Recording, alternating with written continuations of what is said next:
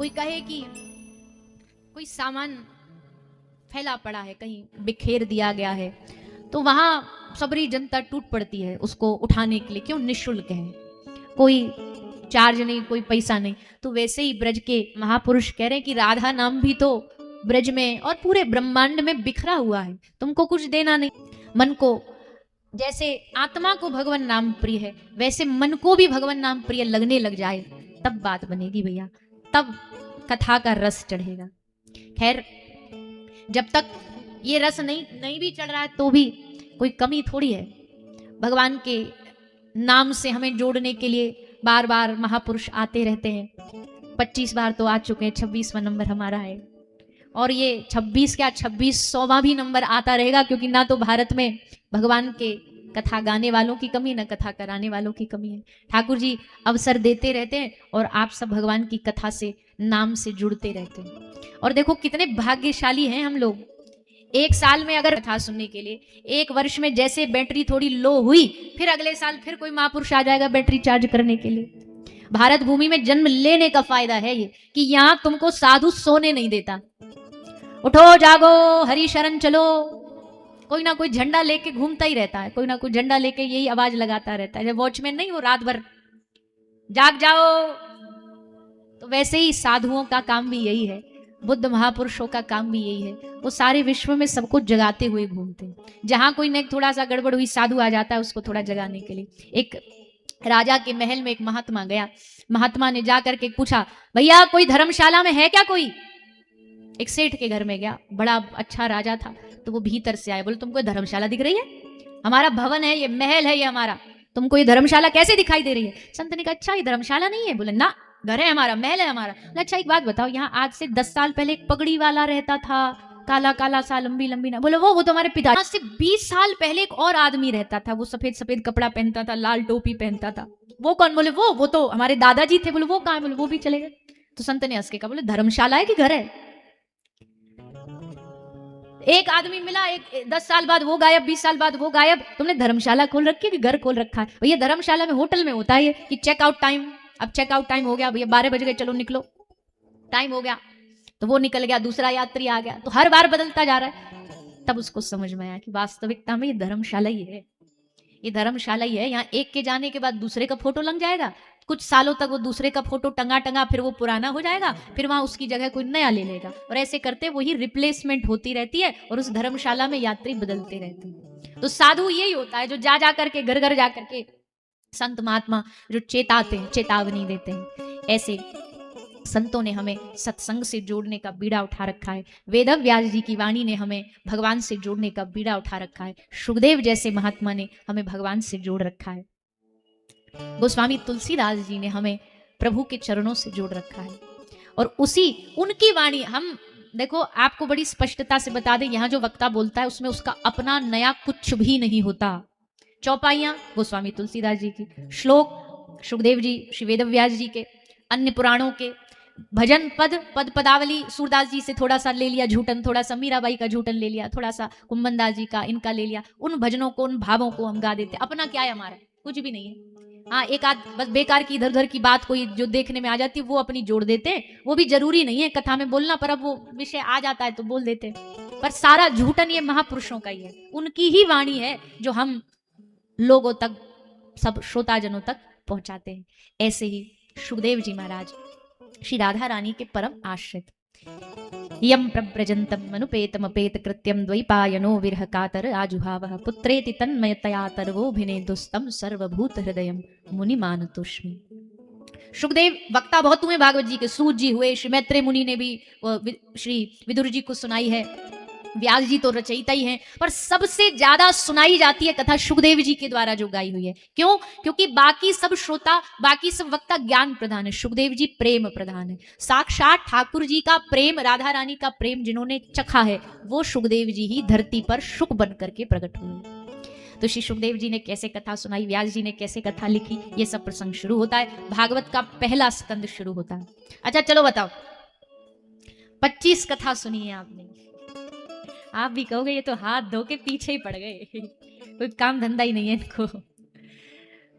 पर एक आज हमारे आए थे, शायद समिति के संस्थापक ही हैं वो, तो हमें मिलने आए थे। बड़ी अच्छी बात कही उन्होंने कि जी सुन तो ली 25, पर अभी इसमें ऐसे भी होंगे, अगर आप उनसे ये पूछोगे ना कि भागवत और गीता में क्या अंतर है, तो वो ना बता पाएंगे।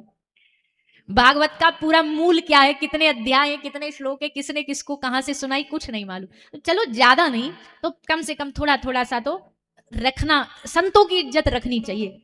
अब भाई इतने बड़े बड़े महारथियों का नाम जुड़ा हुआ है, फलाने आए कथा सुनाने, फलाने आए, और फिर तुमसे कोई पूछ ले कि भागवत जी में कितने स्कंद होते हैं और तुम सर खुजाओ, तो 25 की 25 की नाक कट जाएगी।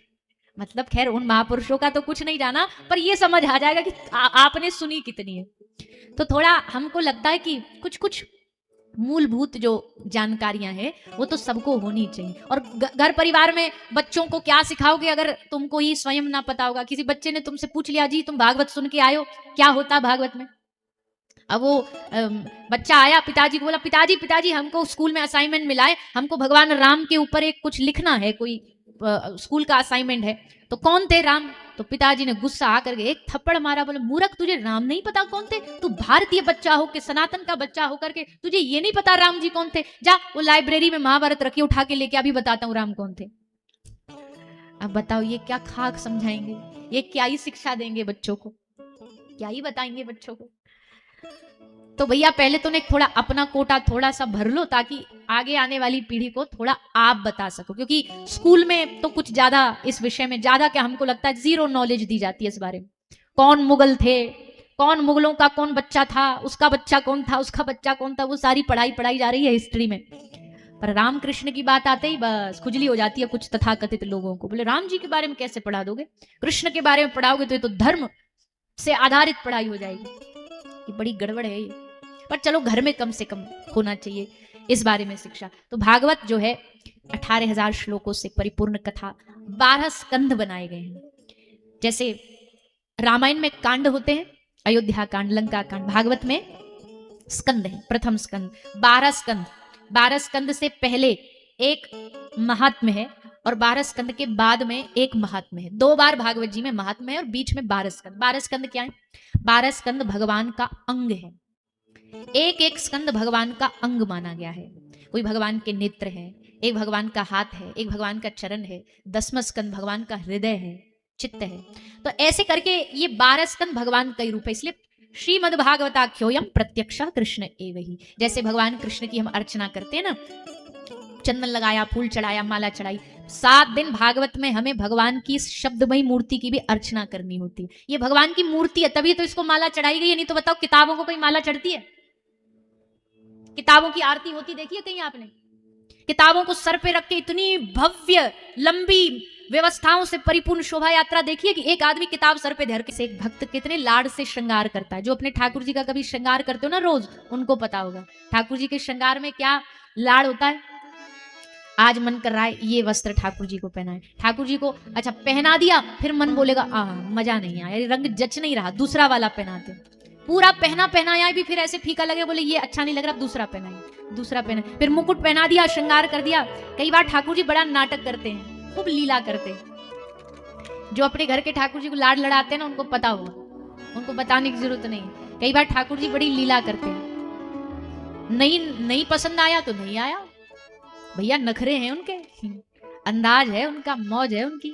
जो पोशाक नहीं पसंद आई, तुम कितने भी पिन लगा लो, तुम कितने भी पीछे से बाजू बंद बांध लो, लुढ़का देंगे, बांधो। मुकुट गिरा देंगे, लो लगा लो, अब कितनी जोर लगा लो। बांसुरी नहीं पहननी तो नहीं पहननी, उतार देंगे, खो देंगे। कई बार तो ऐसा होता है कि ठाकुर जी का कोई श्रृंगार वहीं रखा था, खो गया, अब दिख ही नहीं रहा, ढूंढ लो पूरे आसपास सब जगह, पर वो खोया कहीं नहीं है। ठाकुर जी का आज मन नहीं था ये धारण करने का, ये बांसुरी पहनने का। कल तो हमारे ठाकुर जी पूरे कथा में बिना बांसुरी बैठे रहे, आप लोगों ने भी देखा होगा, हमने भी देखा। फिर हमने जाके बोला भैया कम से कम इनको बांसुरी तो धारण करा दो। तो आज बन के आए, देखो अब देखो बढ़िया लग रहे हैं ना, पूरे पूरे से लग रहे हैं। कल आधे आधे से लग रहे थे, बांसुरी नहीं थी। ठाकुर जी के संग बांसुरी ना हो ना तो ठाकुर जी तो फिर बेचैन हो जाते।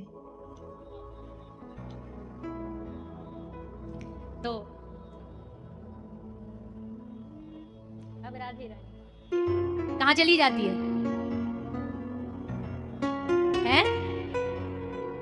सुन नहीं नहीं रहा, हमारी कान थोड़ा ऊंचे सुनता है, हमको बुढ़ापा है ना, इसलिए जोर से बोलो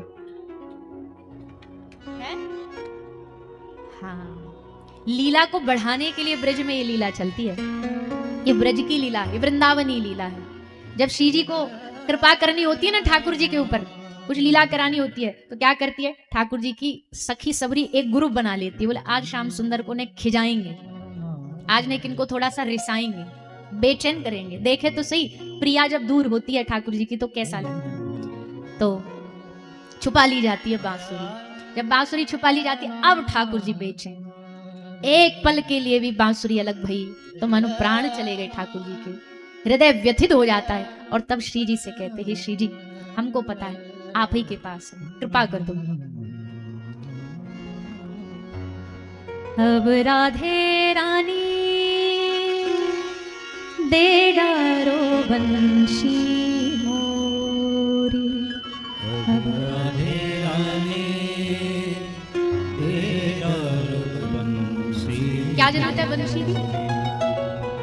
वो बंशी मोरे प्राण बसत है, वो बंशी मोरे प्राण बसत है, वो बंशी मोरे प्राण बसत है, वो बंशी मोरे प्राण बसत है, वो बंशी गई चोरी,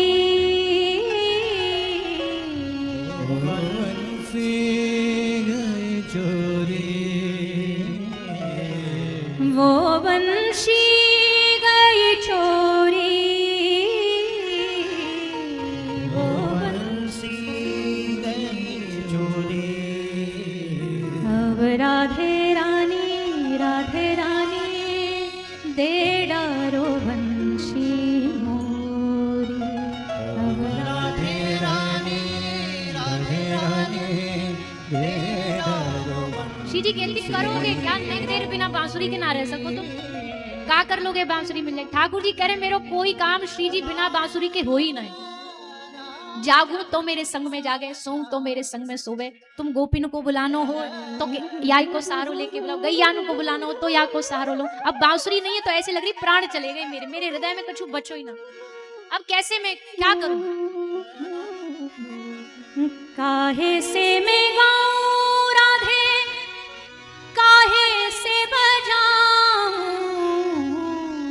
काहे से मैं गाऊं राधे, काहे से बजाऊं, काहे से मैं गाऊं राधे, काहे से बजाऊं, काहे से मैं गाऊं राधे, काहे से बजाऊं, काहे से मैं लाऊं गैया घेरी,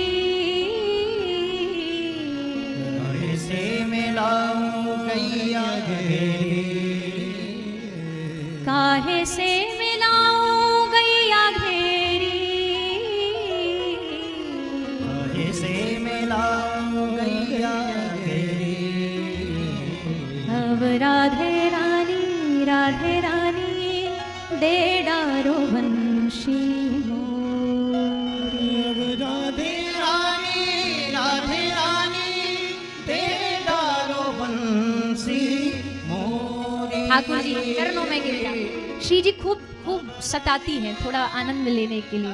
ठाकुर जी पूछे काहे से मैं गाऊं राधे, काहे से बजाऊं। श्री जी बोली मुख से तुम गाओ राधे, कर से बजाओ। बोले गैया, बोले लकुटी से लाओ गैया घेरी, सब काम हो जाएंगे बांसुरी के बिना। ठाकुर जी बोले मेरो काम ना होगा बांसुरी के बिना। आंख में अश्रु आ गए, आंख में आंसू भर लाए ठाकुर जी। सब सखी समझ गई कि अब श्याम सुंदर को सतानो ठीक नहीं है। मीरा के प्रभु गिरधर नागर बंसी लेकर छोड़ी। ठाकुर जी ने अनुनय विनय करके आखिरकार श्री जी ते बंसी ले ही ली। तो आज हमारे ठाकुर जी ने भी बांसुरी ले ही ली है। सके कल श्री जी चुरा ले गई होंगी, आज लौटा लाए बाबू। अब आप याद दिलाओ कहाँ थे। अब ब्रज चली गई ना यात्रा, तो ब्रज के बाद फिर नहीं याद रहता कहाँ थे। कहाँ थे बताओ। कहाँ आए थे? अध्याय, स्कंद, अच्छा। हाँ तो 12 स्कंद, हाँ 12 स्कंद ठाकुर जी का स्वरूप है, 12 स्कंद ठाकुर जी का अंग है, भागवत ठाकुर जी का स्वरूप है।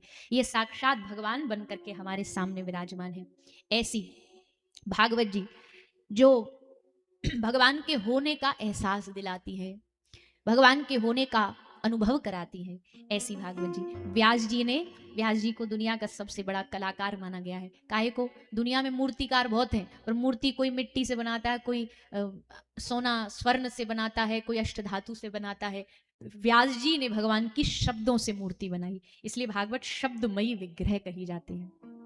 परमहंस संहिता, बड़े बड़े वेदज्ञ विद्वान परमहंस इस कथा को कह नहीं पाते, समझा नहीं पाते, समझ नहीं पाते।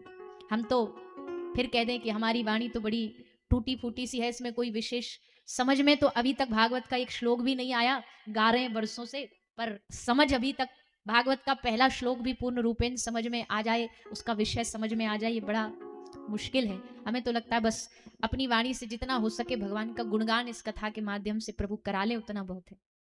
तो व्यास जी ने इस भागवत की रचना करी।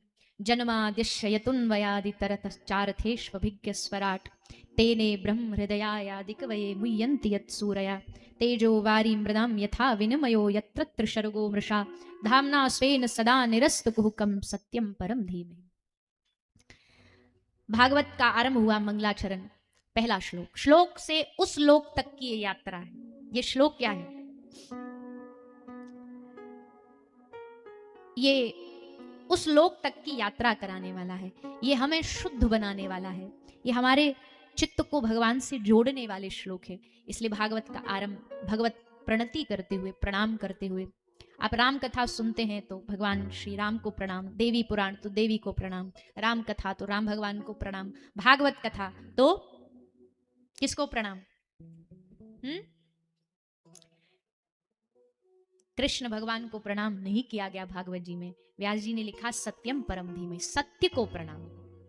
सत्य को प्रणाम मतलब भागवत सांप्रदायिक नहीं है, भागवत सांप्रदायिकता के नाम पर बटनी नहीं चाहिए, धर्म के नाम पर बटनी नहीं चाहिए। इसलिए श्री व्यास जी ने सत्यम परम धीमहि लिखा, भगवान को सत्य कह करके संबोधित किया है, प्रणाम किया है।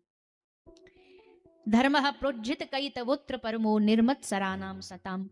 इस भागवत में भागवत का अधिकारी, प्रवक्ता, अधिकारी, श्रोता कौन है उसका वर्णन किया। निगम कल्प तरोर गलितम फलम शुक मुखाद अमृत द्रव्य संयुतम। कैसा है भागवत जी का रस? मीराबाई सा कहती है, सत्संग नो रस चाख प्राणी, सत्संग नो रस चाख। प्रथम तो लागे तीखो ने कड़वो, पहले पहले कैसा लगेगा? तीखो ने कड़वो, लेकिन पाछा अंबा कैरी शाक। पहले तो कड़वा लगेगा पर पीछे कैसे लगेगा? कैरी। कैरी समझते हैं ना, शायद गुजराती भाषा में बोलते हैं, मारवाड़ी या गुजराती दोनों। कैरी आम के रस जैसा, पहले तो कड़वा कड़वा लगेगा, बाद में एकदम आम रस जैसा मीठा मीठा लगेगा। शुरू शुरू में सत्संग हो सकता है कई लोगों को ना अच्छा लगे, पर ना अच्छा लगने का मतलब ये नहीं उठ के चले जाना, लगे रहना। ना भी मन लग रहा है, एक आध बार आकर के देखो तो सही, फिर ऐसा ये रस में लगने लगेगा। उसके बाद तो एक समय सत्संग में ऐसा भी आएगा, सत्संग सुनते सुनते, कि ठाकुर जी भी कहेंगे ना हाथ दे करके, आजा मेरे धाम आजा, तो भक्त कहता प्रभु जी आपके धाम नहीं आऊंगा। क्यों? क्योंकि वैकुंठ आ भी गया तो वैकुंठ में ऐसे कथा मिलेगी? बताओ, वैकुंठ में ऐसे 25 बार कथा सुनने का मौका मिलेगा? ऐसा रस, ऐसा मौका तो धरती पर ही मिल। राम जी जा रहे, भगवान प्रभु साकेत जा रहे, सबरे लोग खड़े आसपास, वहीं खड़े श्री हनुमंत लाल जी, सब तो तैयार है, बैग वैग पैक करके लाए सब लोग कि ठाकुर जी के संग जाएंगे। क्योंकि राम जी जब गए साकेत तो पूरी अयोध्या साध गई, पूरी अयोध्या, जीव जंतु पशु पक्षी सब विमानों में बैठ करके जा रहे, एक सीट खाली थी। भगवान ने देखा, और वो सीट कहां थी? एकदम ठाकुर जी के सन्निकट, बिल्कुल डोरे। ठाकुर जी ने एक स्पेशल सीट रिजर्व कर रखी थी। बोले यहाँ कौन जाएगा? बोले हमारा परम भक्त बैठ के जाएगा। परम भक्त कौन है? पवन तनय संकट हरन मंगल मूर्ति रूप, राम लखन सीता सहित हृदय बसहु सुरभूप। ऐसा भक्त भगवान कहाँ मिलेगा? ऐसा भक्त है दुनिया में कोई? ठाकुर जी श्री राम प्रभु लंका जीत करके अयोध्या में विराजमान हुए, स्थापना हुई, राज्यभिषेक हुआ, सब लोग बड़े बड़े उपहार लेकर के आ रहे। विभीषण ने अपने खजाने का सबसे महंगा सबसे कीमती खजाने का हार लेकर के, बड़े बड़े स्वर्ग में भी जो नग्न ना मिलते हो, ऐसे रत्न ना मिलते हो, वैसे रत्नों का हार प्रभु श्री राम जी को भेंट किया। राम जी ने देखा, देखते ही सोचा इसको किसको दूं किसको दूं। वहीं संग में हनुमंत जी नीचे बैठे थे, जो सबसे करीब होता है उसकी याद थोड़ी जल्दी आ जाती है, तो वही उठा के गले में डाल दिया। अब विभीषण के मन में आया, लो अब बंदर के हाथ में दे दी अदरक, अब बंदर क्या जाने। उनको लगा ये रत्नों का हार ये क्या करेगा, और सच में वही हुआ। उन्होंने पहले लेफ्ट देखा, फिर राइट देखा, फिर ऊपर देखा, फिर नीचे देखा, पूरा गौर से देख लिया, कुछ नहीं दिखाई दिया। तो श्री हनुमान जी ने लिया उसको दांत से तमाम। नहीं, नाराज होकर के हनुमान जी बोले, जानते हो ये क्या क्या कर रहे हो तुम, ये इतने महंगे महंगे हमने रत्न कहां कहां से, कोई इंद्र के वहां से आया है, कोई कहीं से आया, कोई कहीं से आया, जोड़ जाड़ के हमने ये सुंदर भेंट किया था, क्यों तोड़ रहे हो उसको। बोले हम ढूंढ रहे हैं, इसमें कुछ जो ढूंढ रहे हैं वो मिल ही नहीं रहा। बोले क्या ढूंढ रहे हो। बोले इसमें हमारे सिया राम जी नहीं दिखाई दे रहे, हमारी मैया नहीं दिखाई दे रही, हमारे प्रभु नहीं दिखाई दे रहे। तो विभीषण जी ने कहा तुम कैसी बात कर रहे हो, प्रभु हर जगह थोड़ी दिखाई देते। बोले हर जगह दिखाई देते, कहाँ नहीं है। बोले कहाँ है। बोले सब जगह है, तुम्हारे भीतर भी हमारे भीतर भी। खम तो तुरंत अपना सीना फाड़ करके दिखाया, दोनों राम प्रभु और माता जानकी किशोरी जी दोनों हृदय में विराजमान है। पहला दुनिया का एक ऐसा भक्त है जो कहते तो सारी दुनिया है कि हृदय में भगवान विराजमान है, दिखाने वाला एक ही पैदा हुआ जिसने दिखा दिया सीना फाड़ करके, ये देखो ऐसे भक्त। तो ठाकुर जी बोले हमने तुम्हारे लिए स्पेशल सीट रखी है एकदम अपने बाजू वाली, चलो। हनुमान जी हाथ जोड़ करके बोले प्रभु मैंने आज तक आपकी आज्ञा टाली नहीं, आज भी टालूंगा तो नहीं, पर एक बात बताओ वहां जाऊं तो क्या वहां आपकी कथा सुनने को मिलेगी।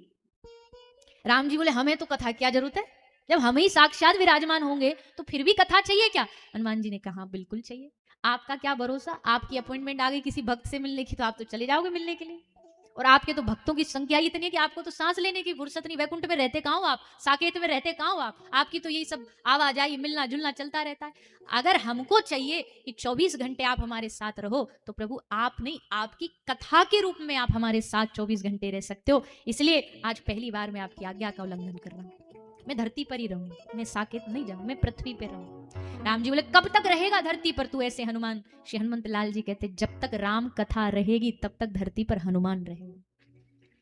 इसलिए हम तो सत्संग परिवार को खूब खूब प्रणाम करते हैं कि आप जो बार बार सत्संग कराते हो, वो तो हम विनोद में ऐसे ही आपको हंसाने के लिए 25-26 बोल रहे हैं, पर ये इससे बड़ी सेवा कोई हो नहीं सकती। क्योंकि जब तक अगर चाहते हो श्री हनुमान जी कभी धरती न छोड़े, पृथ्वी छोड़ करके न जाए, तो हमारा परम दायित्व है कि कभी जीवन भर